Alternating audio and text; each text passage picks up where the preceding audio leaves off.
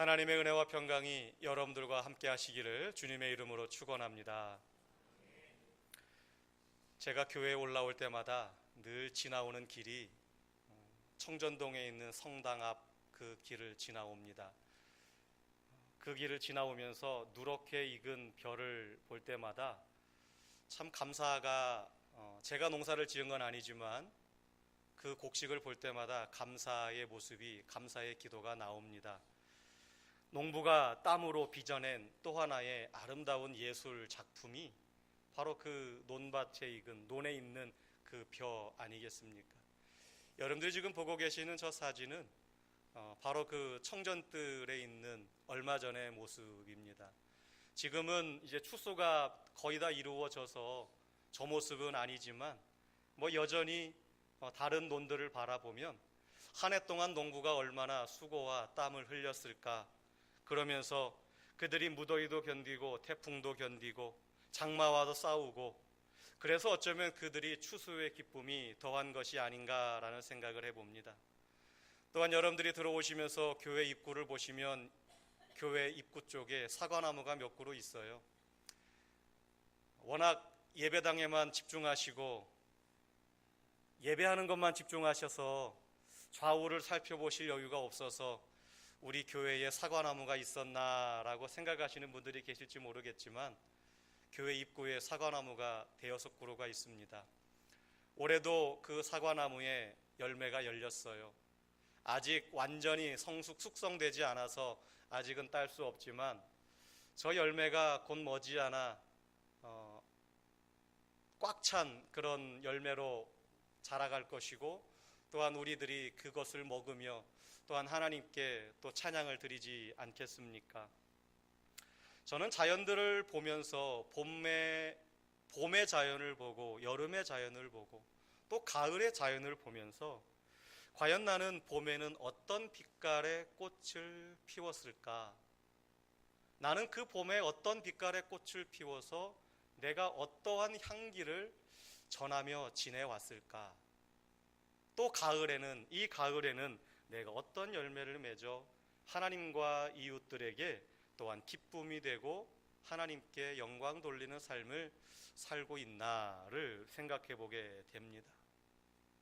올 한 해도 얼마 남지 않았습니다. 우리가 2018년도를 시작을 하면서 다들 희망을 가지고 부푼 꿈을 안고 원대한 꿈을 세우고 그렇게 출발했는데, 사실 우리가 그 순간순간의 과정을 살아오면서 우리는 그 순간순간에 얼마나 하나님 보시기에 합당한 삶을 살았는가를 생각해 보면 늘 하나님께 죄송한 마음 금할 길이 없습니다. 우리가 다음 주일 추수감사주일로 지킵니다. 그래서 한 주간 앞서서 먼저 감사에 관한 말씀을 이 시간 나누려고 하는데, 감사에도 수준이 있습니다. 한 해 동안 베풀어 주신 은혜를 헤아려서 감사하는 것, 그건 마땅한 도리입니다. 그건 당연히 해야 될 도리예요. 여기까지 우리가 와 있는 것, 감사하는 것, 그건 당연한 것입니다. 그러나 보이는 것만 감사하는 것이 아니라 보이지 않는 영적인 은혜에도 우리는 감사해야 되는데, 그것이 바로 수준 있는 감사죠. 또한 이미 주신 것에 대한 감사에서 그치는 것이 아니라 앞으로 나에게 주실 은혜를 우리가 미리 감사하는 것, 그것을 선취적 감사라고 하는데, 아직 내 손 안에 아무것도 쥐어진 것이 없고 잡은 것이 없지만, 내 사업에 내 가정에 이루어진 것이 아직 없지만 하나님께서 이루어 주실 것을 믿고 미리 감사하는 것, 그것이 바로 아주 수준 높은 감사라고 할 수 있습니다. 오늘 읽어드린 말씀을 우리가 묵상하는 중에 감사의 깊이와 감사의 넓이와 감사의 길이가 더해지는 시간 되시기를 바랍니다. 수준 높은 감사로 하나님께 영광을 돌리고 감사로 예배드리는 삶이 되시기를 예수님의 이름으로 축원합니다.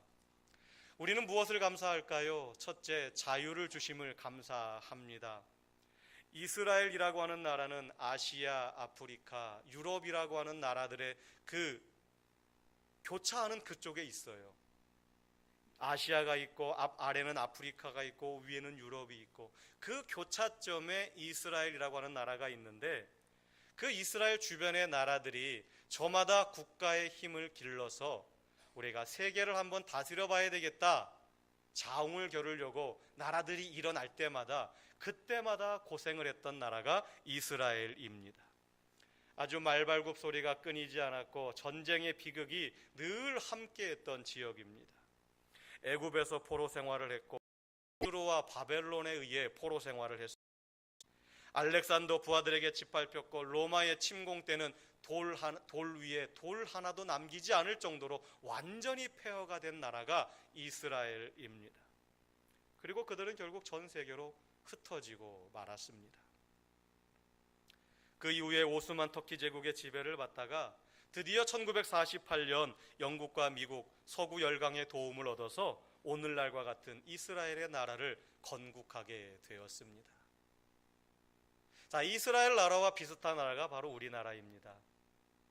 대륙에 있는 나라들은 바다로 나가고자 우리나라를 침범하였고, 바다에 있는 나라는 대륙으로 가고자 우리나라를 호시탐탐 노렸고, 반만년 역사 가운데 어느 한순간 평안하고 안전한 날이 있기는 있었지만 그 시간이 그리 길지 않았습니다. 여러 번 주권을 빼앗겨 보았기에 자유가 얼마나 소중한지 우리는 너무나 잘 알고 있습니다. 자유가 아니면 죽음을 달라. 이 말은 1774년 영국의 식민 지배를 받던 아메리카 13개주 대표가 모여서 제1차 대륙 회의를 할 때에 버지니아주 대표인 패트릭 헨리가 연설한 내용의 한 문장입니다. 자유가 아니면 죽음을 달라. 이 연설은 13개주 대표가 단결하여서 독립전쟁을 일으키는 계기가 되었고, 미국은 결국 자유와 독립을 얻게 되었습니다. 오늘 시편 107편부터 10절로 16절의 말씀에 보게 되면은 자유를 얻는 것이 얼마나 감사하고 얼마나 중요한 일인지 우리들에게 일깨워 주십니다. 이 시편 107편 말씀의 배경은 이스라엘 백성이 바벨론의 포로 생활을 마치고 귀환한 그 사건이 말씀의 배경입니다. 남유다와 북이스라엘로 갈라져서 북이스라엘이 아수르에 멸망하고 남유다가 바벨론에 멸망을 당하고 70년간 바벨론의 포로로 잡혀갑니다. 나라를 잃고 70년간 바벨론에서 살던 유대인들이 고레스 왕의 해방령에 의해서 고국으로 돌아오게 됩니다. 그리고 그때를 배경으로 하여 쓴 시가 이 시편 107편인데, 고국으로 돌아오게 되는, 자유를 얻게 되는 그 감격을 시편 기자는 시편 126편 1절에서 이렇게 노래합니다. 여호와께서 시온의 포로를 돌려보내실 때에 우리는 꿈꾸는 것 같았도다. 꿈꾸는 것 같았도다. 황홀했다라는 거죠. 정말 내가 지금 꿈속을 거니는 것과 같은 그러한 기쁨이 이스라엘 백성들에게 있었다라고 하는 것입니다. 싸워서 독립을 쟁취한 것이 아닙니다. 싸워서 자유를 얻은 것이 아닙니다. 어느 날 갑자기 하늘에서 떨어진 귀환의 소식이 유대인들에게는 꿈꾸는 것처럼 들렸던 것이지요. 시인은 말씀을 거역하고 흑암 중에 처한 이스라엘 백성들이 부르짖음에 하나님께서 응답하사 해방시켜 주셨음을 시편 기자는 노래하고 있습니다. 12절 말씀에 보게 되면은 그러므로 그가 고통을 주어 그들의 마음을 겸손하게 하셨다라고 말씀하고 있는데, 하나님께서 교만한 이스라엘 백성들을 회개케 하시기 위해서 그들에게 고난을 주셨다라고 하는 말씀입니다. 또한 16절 말씀에 그가 논문을 깨뜨리시며 쇠빗장을 꺾으셨다라고 말씀하셨는데, 이 말씀은 철옹성 같은 바벨론을 하나님께서 꺾으셨다라고 하는 것이죠. 이스라엘 백성들의 고통의 부르짖음 소리도 들으셨고, 그 고통의 소리를 들으신 하나님께서 이스라엘 백성들은 피 한 방울 흘리지 않고 하나님께서 일하심으로, 하나님께서 자유를 주심으로 바벨론을 멸망시키고 고국으로 돌아올 수 있었습니다. 하나님은 바사왕 고레스를 들어서 피 한 방울 흘리지 않고 바벨론을 무너뜨렸습니다. 이것은 바로 예수 그리스도에 의해서 사탄의 결박을 푸시고 사망의 권세를 깨뜨리셔서 인류를 죄와 사망에서 구원하실 것을 예언하고 있는 말씀이기도 합니다.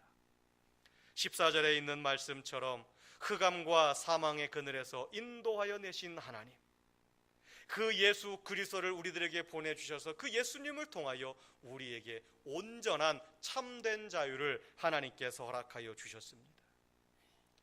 이 사실을 깨달은 백성들은, 성도들은 더 이상 죄의 종이 아닙니다.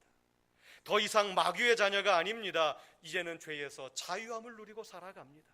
비록 우리가 연약하여서 죄를 지을 수밖에 없지만 흑암 속의 고통 중에 부르짖는 우리들의 기도를 들으시고 예수 그리스도를 보내셔서 우리를 자유케 하신 그 하나님의 은혜가 우리에게 있음을 알기에 우리는 오히려 자유를 만끽하며 누리며 살아가는 것입니다.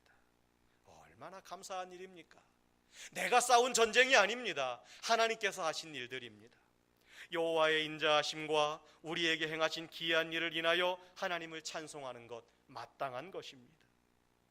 그런데 사람들은 하나님께 돌려야 할 그 영광과 찬송과 감사를 잊은 채 오히려 엉뚱한 곳에 마음을 빼앗긴 채 살아가는 경우가 얼마나 많이 있습니까? 자녀된 자들은 이 땅에 존재하는 것만으로 부모님께 늘 감사해야 됩니다. 그런데 그 은혜는 잊어버린 채 나에게 뭐가 없고 왜 다른 집 자녀에게는 있는데 나에게는 없냐, 이것도 부족하고 저것도 부족하고. 먼저는 감사입니다. 무조건 감사해요. 어느 교회에서 예수님의 12제자에 관한 성경 공부가 진행되고 있었습니다. 한날은 가룟 유다에 관한 그런 말씀을 공부하는 중이었는데 한 집사님께서 목사님에게 이렇게 질문했다고 합니다. 아니 목사님, 왜 주님은 유다 같은 사람을 제자로 부르셔가지고 그렇게 고생을 하셨을까요? 도무지 이해가 안 됩니다. 가룟 유다를 제자로 안 부르셨으면 예수님께서 그렇게 고난 당하실 일도 없었을 텐데 왜 그 사람을 불러서 그렇게 고난을 당하셨을까요? 목사님께서 그 질문을 듣고 빙그레 웃으시더니 이렇게 대답을 합니다. 그래요, 저도 그게 참 이상합니다. 왜 그러셨을까요? 그런데 저는 더 이상한 것이 있는데요, 왜 주님께서는 나 같은 사람을 부르셔서 목사가 되게 하셨을까요? 저는 그게 더 신기합니다. 이상합니다. 하나님 아버지의 마음을 모르겠습니다. 그렇게 대답하셨답니다. 그 대답을 듣고 그 집사님은 하나님께서 가룟 유다보다 더 나쁜, 더 못된 나 같은 자를 살리셔서 하나님의 자녀 삼아 주시고 주님의 몸된 교회의 일꾼으로 불러주시고 집사의 직분을 주셔서 섬기게 하셨다라고 하는 그 구원의 은혜를 깨닫고 집사님이나 목사님이나 모두가 하나님께 감사했다라고 하는 이야기입니다. 참으로 우리의 창조자 되시는 하나님께서 온전치 못하고 더럽혀진 우리의 인생을 구원해 주시고 사랑해 주시니 얼마나 감사한 일입니까? 다른 사람은 생각해 볼 것 없어요. 나 같은 자를 구원해 주신 하나님의 은혜, 우리가 어찌 감사하지 않을 수 있겠습니까? 사람이 무엇이간데 그 많고 많은 사람들 중에 그 중에 내가 누구라고 나를 택하셔서 자녀 삼아 주셨습니까? 죄에서 자유를 주시고 사망에서 생명으로 인도해 주신단 말입니까? 우리는 그저 감사합니다, 정말 정말 감사합니다, 이런 감사의 고백이 날마다 우리들의 입속에서 나와야 되지 않겠습니까? 갈라디아서 5장 1절에 그리스도께서 우리를 자유롭게 하려고 자유를 주셨으니 그러므로 굳건하게 서서 다시는 종의 멍에를 매지 말라라고 말씀하십니다. 사랑하는 소망교회 성도 여러분, 예수님께서 십자가를 지심으로 우리가 자유를 얻게 되었음을 믿으시길 바랍니다. 이제 자유된 자임을 깨닫고 다시는 종의 멍에를 매지 않고 자유케 하시는 주님께 감사하는 성도들이 다 되시기를 예수님의 이름으로 축원합니다.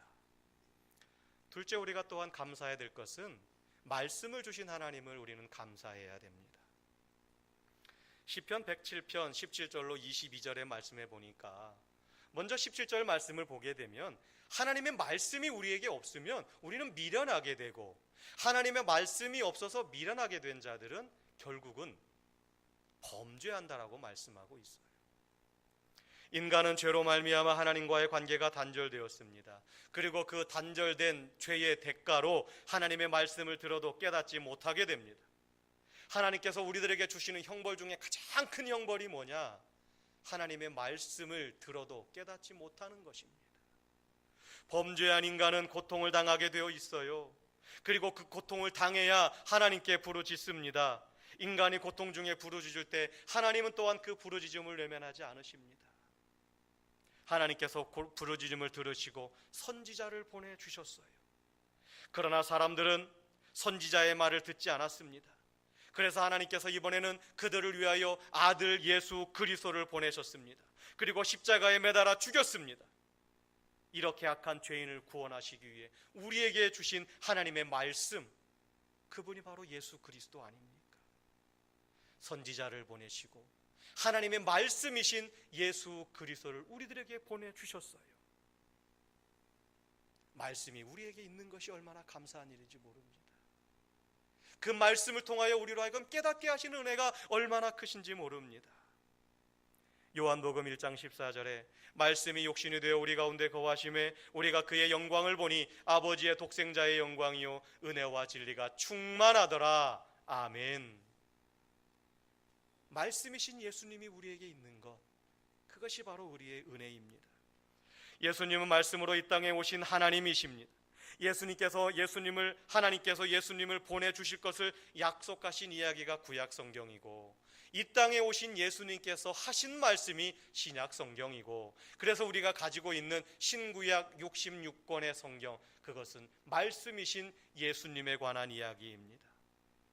우리가 예수님을 믿고 구원을 얻고 하나님의 자녀가 되고 천국에서 영원히 살 수 있게 된 것도 모두 말씀을 듣고 읽었기 때문입니다.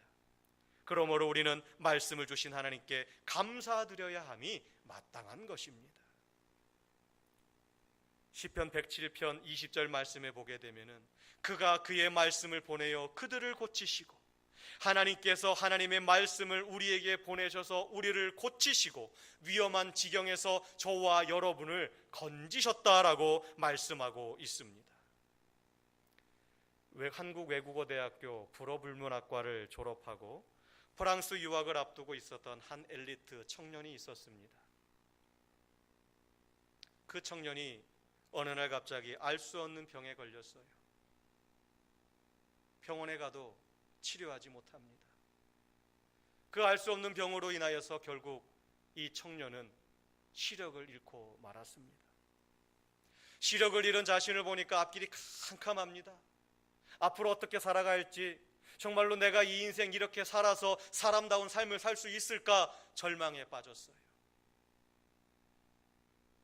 그런 그가 자살을 여러 차례 시도합니다. 높은 곳에 줄을 매달아 놓고 목매달아 죽으려고 시도했지만 그것도 여의치 않았다. 연탄불을 피워놓고 연탄가스에 중독되어 죽으려 했지만 기적과도 같이 또한 살아났고,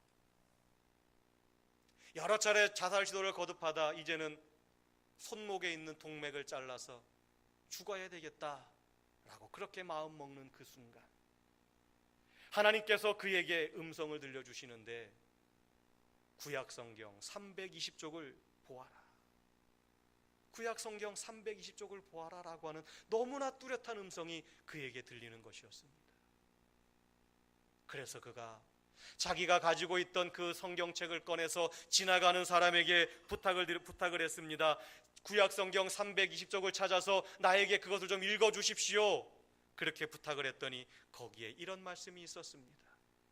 내 평생에 너를 등이 대적할 자가 없으리니 내가 모세와 함께 있었던 것 같이 너와 함께 있을 것임이니라.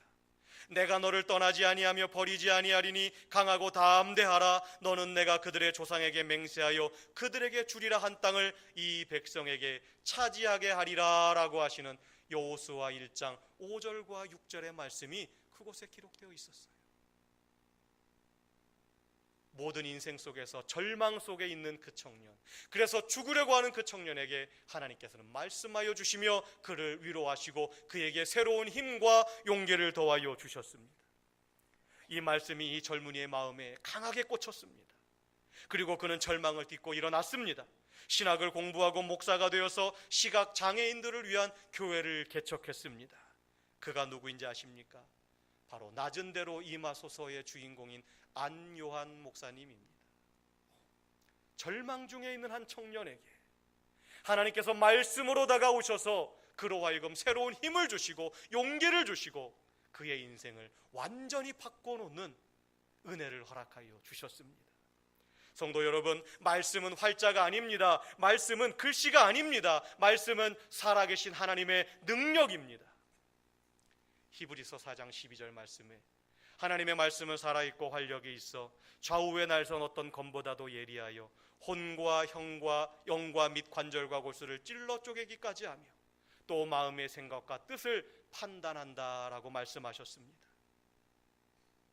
여러분들에게 말씀을 주신 것에 대해서 감사해 보셨습니까? 기록된 말씀을 주신 것에 대해서 감사해 보셨습니까? 말씀이신 예수님께서 우리에게 오신 것에 대해서 감사해 보셨습니까? 말씀이 우리를 살리고 말씀이 우리를 부욕해 하고 말씀이 우리를 천국으로 인도합니다. 왜 낙심하십니까? 왜 포기하십니까? 왜 목말라 하십니까? 왜 절망하십니까? 우리 안에 있는 말씀을 우리가 온전히 감사하지 못하기 때문은 아닐까요? 아모스 8장 11절에 주 여호와의 말씀이니라 보라 날이 이를지라 내가 기근을 땅에 보내리니 양식이 없어 주림이 아니며 물이 없어 가람이 아니요 여호와의 말씀을 듣지 못한 기갈이라 말씀하고 있습니다. 말씀을 사모하시길 바랍니다. 하나님은 반드시 사모하는 영혼에게 만족함을 더하여 주십니다. 오늘날 하나님 말씀 듣기가 얼마나 좋습니까? 그런데 홍수 속에 마실 물이 없다라고 하는 속담을 우리가 기억하시길 바랍니다. 말씀의 홍수 속에 살아가는 우리들이지만 우리가 그 말씀에 감사하지 않으면 그 말씀이 우리 안에서 역사하지 못합니다. 말씀이 마음에 부딪혀 변화를 맛보시기를 바랍니다. 그리고 말씀을 주신 하나님께 감사드리는 놀라운 은총을 얻게 되시기를 예수님의 이름으로 축원합니다. 세 번째, 우리가 감사할 것은 소원의 항구로 인도하시는 하나님을 우리가 감사해야 됩니다. 여러분의 인생 여러분들의 것이지요. 내 인생 내가 계획하고 그렇게 살아가기를 원하는데 지금까지 여러분들의 계획대로 살아가 오셨습니까? 그리고 그렇게 살아가고 계십니까? 마음먹은 대로 인생 되던가요? 저도 젊지만 저를 비롯한 많은 젊은 사람들, 내가 마음먹으면 이루지 못할 일이 없다 라고 하면서 호기롭게 인생의 도전장을 던지지만 인생에 연륜이 있으신 분들은 그럽니다. 네 인생 네 마음대로 안 돼. 그래요. 우리의 인생 우리 마음대로 안 됩니다. 우리의 인생 가운데 누가 풍랑이 있기를 원합니까? 우리의 인생 속에 누가 높은 산이 가로막기를 원합니까? 그런데 우리가 인생을 살아보니까 내가 계획하지도 않았는데 어떤 때는 풍랑이 일고 어떨 때는 내가 원하지 않는 바람이 사방에서 불어오고 어떨 때는 칠흑 같은 어둠이 깜깜하게 나를 습니다. 그러다가 폭풍이 지나간 후에 바람이 잔잔해지고 동이 터 환한 새벽이 오고 나니 어느덧 내가 타고 있는 내 인생의 배가 소원의 항구에 들어와 있음을 발견하게 됩니다. 이 사실을 깨달은 영국의 톱 레이디라고 하는 목사님이 이런 고백을 합니다. 큰 물결이 일어나 나 쉬지 못하나 이 풍랑으로 인하여 더 빨리 갑니다. 여러분들의 인생길에 풍랑이 없으면 잔잔하면 빨리 갈 줄 알았죠. 그런데 오히려 내 앞에 인생의 풍랑이 놓여지고 내 인생길 앞에 거대한 산이 나로 가로막았는데 오히려 그것으로 인하여 하나님께서 나로 하여금 더 빠른 길로 인도해 주셨음을 우리는 지나고 나니까 깨닫지 않습니까? 지금 여러분들의 인생의 바다에 풍랑이 거칠게 몰아닥치고 있습니까? 마음대로 되지 않습니까? 앞길이 캄캄하십니까? 도저히 지금 상황을 헤쳐나가시기가 어렵습니까? 그래도 낙심하지 마세요. 제가 예배 때마다 아니면 여러분들을 만날 때마다 제가 교회에서 왔다 갔다 할 때마다 항상 웃고 다니니까 제 안에 걱정 근심이 없는 것처럼 보이시지요? 저도 제 안에 걱정 근심이 있습니다. 오해하지 말고 들으세요. 새벽마다 교회 수첩을 보면서 1구역부터 마지막 구역까지 여러분들의 이름 하나하나 부릅니다. 여러분들의 이름을 볼 때마다 제 마음은 참 답답합니다. 내가 어떻게 이들에게 하나님의 은혜를 전달해야 되나? 여러분들의 삶의 형편을 들을 때마다 저도 고민이 되고 절망이 됩니다. 여러분들 생각해 보세요. 그렇다고 해서 제가 여러분들에게 항상 근심 어린 얼굴로 돌아다니면 좋으시겠습니까? 어떠시겠습니까? 저는 그렇지 않다고 보여집니다.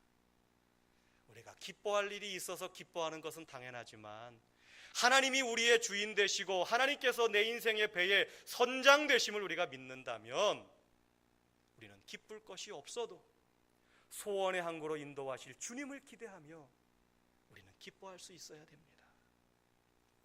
오늘 시편 107편 23절로 32절에 보게 되면은 풍랑이 일어나고 곤두박질치는 위협을 당하며 영혼이 녹아내리는 것 같은 위기를 당할 때 믿는 자의 태도가 중요합니다. 하나님께 나아가 부르짖을 것이냐 아니면 우상 앞에 비느냐. 전능하신 하나님께 부르짖으면 그 고통에서 인도하여 내시고 광풍을 잔잔케 하시며 우리로 하여금 소원의 항구로 하나님께서 인도해 주십니다. 사람마다 각각의 소원의 항구가 다 다르죠. 어떤 사람은 건강, 어떤 사람은 결혼, 어떤 사람은 가정의 구원, 어떤 사람은 사업의 형통, 어떤 사람들은 물질의 축복, 어떤 사람들은 자녀들의 잘됨, 어떤 사람들은 진급, 어떤 사람들은 부흥을 소원의 항구로 두고 있을 것입니다. 그러나 인생의 바다는 우리가 한치도 예측할 수 없습니다. 그러나 여러분, 하나님을 믿는 우리들에게는 탈출구가 있습니다. 하나님을 믿는 우리들에게는 사방으로 우겨싸임을 당하여서 아무데도 길이 없을 것 같지만 하늘에 열린 문을 두신 하나님께 우리는 부르짖을 수 있는 길이 있습니다. 인생이 평온하기를 바라나 불행은 알지 못하는 순간에 닥쳐옵니다. 불안과 두려움이 엄습해 옵니다. 때로는 절망과 허무의 깊은 바닷속에서 우리가 허우적거립니다. 이럴 때 믿음이 그 진가를 발휘합니다. 우리 성도들의 비참한 처지는 하나님과의 대화로만 해결할 수 있습니다. 나를 소원의 항구로 이어줄 수 있는 것은 오직 하나님께 부르짖는 기도일 뿐입니다. 하나님은 기도의 길을 열어놓고 계십니다. 특히 우리 성도들이 고난 중에 드리는 기도는, 자녀들이 고난 중에 드리는 기도는 강하고 신속하게 응답하여 주십니다. 끝까지 인내하십시오. 끝까지 기도하십시오. 끝까지 인내하며 드리는 기도, 더 큰 감격과 더 큰 기쁨을 하나님께서 허락하여 주십니다. 하나님을 만난 자는 영혼의 자유를 찾고 인생의 목적을 성취합니다. 하나님은 하나님의 자녀들에게 소원을 심어주시고 기대를 넘어 합력하여 소원을 이루어 주시는 하나님이십니다. 빌립보서 2장 13절 말씀을 같이 읽겠습니다. 시작. 너희 안에서 행하시는 이는 하나님이시니 자기의 기쁘신 뜻을 위하여 너희에게 소원을 두고 행하게 하시나니. 아멘. 사랑하는 성도 여러분, 여러분의 인생의 소원의 항구는 어디입니까? 지금 여러분들이 바라고 꿈꾸는 소원의 항구는 어디입니까? 우리 인생의 배의 선장은 우리 주 예수 그리스도이십니다. 우리 주 예수 그리스도께서 선장 되시는 예수님께서 우리 인생의 거친 바다에서 우리 각 사람들을 소원의 항구로 인도해 주실 것을 믿고 감사하시길 바랍니다. 아직 내 손 안에 뭔가 주어진 것이 없어도 미리 감사하는 수준 높은 감사를 저와 여러분들이 드릴 수 있기를 바랍니다. 그래서 반드시 소원의 항구에 도달해서 우리가 더 기쁜 평안함과 감사와 축복을 누리는 저와 여러분들 모두가 되시기를 주님의 이름으로 축원합니다. 아버지 하나님,